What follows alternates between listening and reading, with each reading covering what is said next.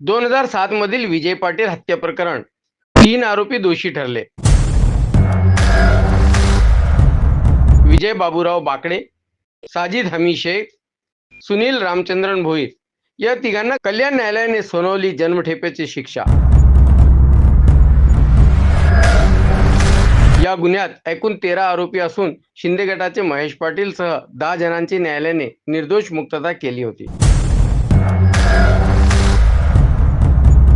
सदरच्या प्रकरणामध्ये आज रोजी न्यायालयाने परवा 4 तारखेला आरोपींना दोषी धरलं होतं. आज 7 तारखेला त्यांना हजर केलं आणि या प्रकरणामध्ये 3 आरोपींना जन्मठेपेची शिक्षा दिली.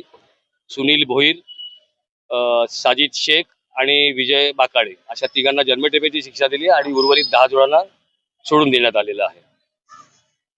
या प्रकरणामध्ये 10/4/2007 ला घटना झाली होती. जवळपास 18 वर्ष खटला चालला. खटल्याच्या वेगवेगळ्या टप्प्यावरती वेगवेगळ्या मुद्द्यांवरती आरोपींचे बेल झाले.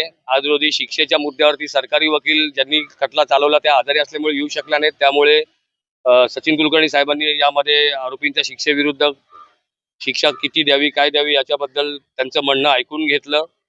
यामध्ये फिर्यादी पक्षातर्फे त्यांनी नियुक्त केलेले वकील साहेब उपलब्ध होऊ शकले नाही, परंतु त्यांच्या कनिष्ठ सहकाऱ्यांनी सचिन कुलकर्णी या सरकारी वकिलांच्या सहकार्याने आज त्यांची बाजू मांडली. आम्ही आरोपींची कौटुंबिक, सामाजिक आणि आज रोजीची आर्थिक परिस्थिती, घटनेच्या वेळेचे वय याचं पूर्ण आढावा घेऊन त्याप्रमाणे कमीत कमी शिक्षा द्यावी अशी विनंती केली. न्यायालयाने आज त्यांना जन्मठेपेची शिक्षा सुनावली आहे.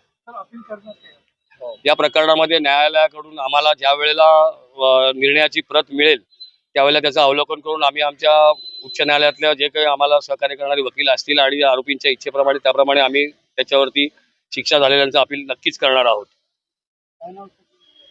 योगेश अविनाश कुलकर्णी, हरीश सरोदे आणि चंद्रकांत सोनवणे आम्ही तिघांनी सुरुवातीपासून प्रकरण हे केलेलं आहे. खटल्याच्या विविध टप्प्यांमध्ये 2007 आणि 2010 पासून आमच्या बरोबर असलेल्या सर्व कनिष्ठ सहकाऱ्यांनी आम्हाला योग्य मोलाची साथ दिलेली आहे या प्रकरणामध्ये.